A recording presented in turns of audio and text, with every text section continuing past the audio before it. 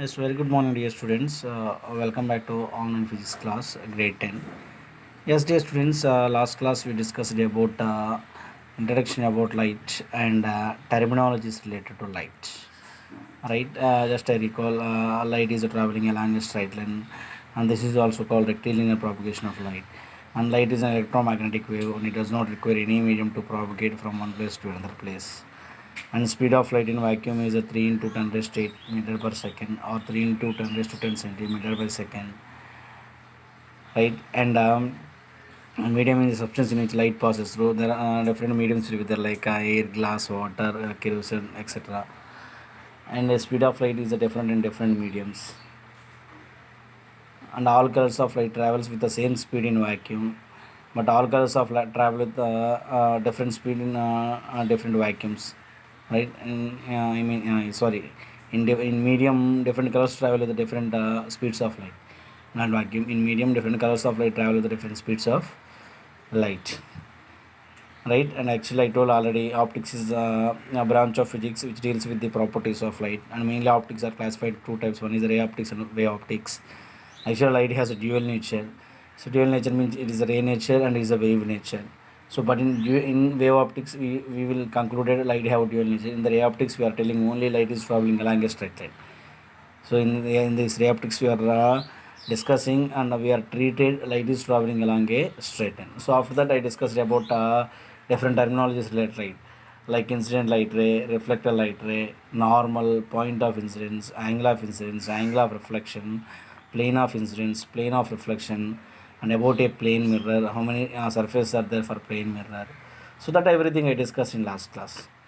So today also I'm going to discuss some important parameters, that is about angle of deviation and the glancing angle and loss of reflection. How we can calculate angle of deviation for single mirror, right?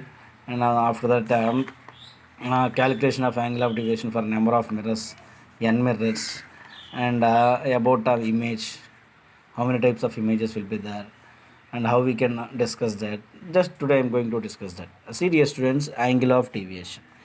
See, already it is the name itself is telling it is a deviate. Some angle it will be deviate, right? So further we call it as angle of deviation. See, it is a mirror, m dash. So for example, in the options of mirror, for example, I send one light ray. This light ray is actually going to straight line, right or not? For example, I'm taking here like this. It is a mirror. So I'm taking one a light ray, right? Incident light ray. So if there is, just you can imagine, if there is no mirror, the light ray is going like this. So it is AE. For example, I'm taking AE, right? I am taking at point of instance, it is a O, and it is a normal N dash, right? So in the options of this mirror, the light ray is going traveling along a straight line.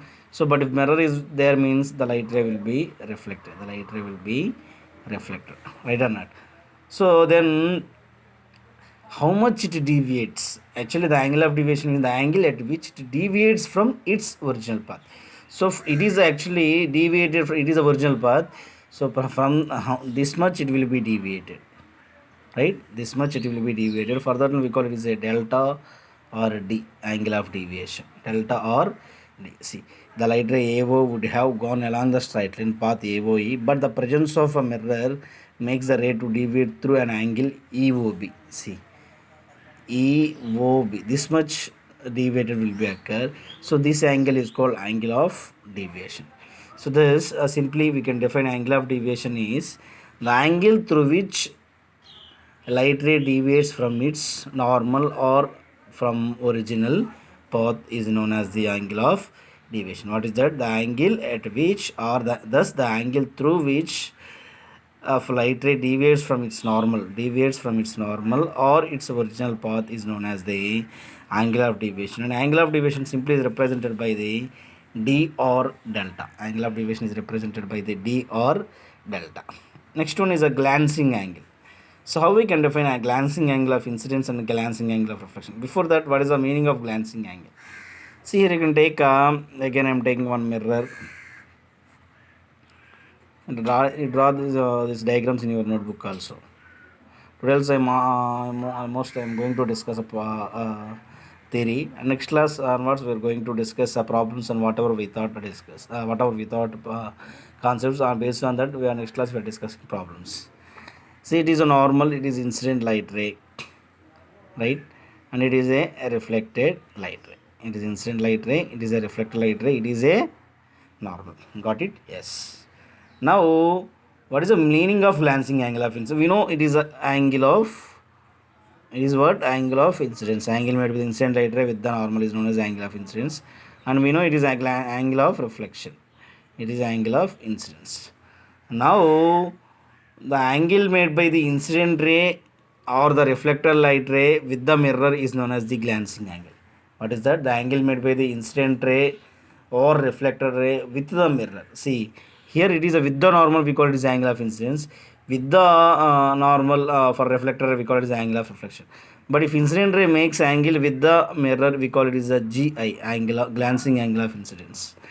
For example, if the reflector ray making angle with the mirror, we call it is a glancing angle of reflection. Right or not? Yes. Yes, dear students. Now, what is a glancing angle incidence equal to how much? How much glancing angle? Say again, I am drawing diagram here. Why? Because to understand how much glancing angle, GI equal to how much? See, like this. See, we know it is a GI, right or not? And we know it is I. But total is how much here? Total is 90 degrees. Right or not? GI plus I equal to 90. GI plus I equal to 90. Understand? It is a GI, it is I, but total 90. But here GI equal to how much?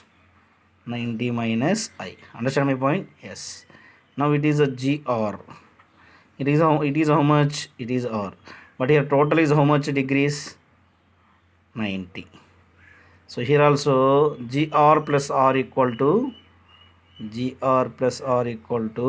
90. Then GR equal to 90 minus R. Got it, everyone? So the glancing angle of incidence is also equal to 90 minus I, and glancing angle of reflection is also equal to 90 minus R. So this is about glancing angle of incidence and glancing angle of reflection. So whenever if we need a glancing angle of incidence in the form of degrees, we can use directly 90 minus I. Understand? Yes, it is useful for doing the problems also, dear students.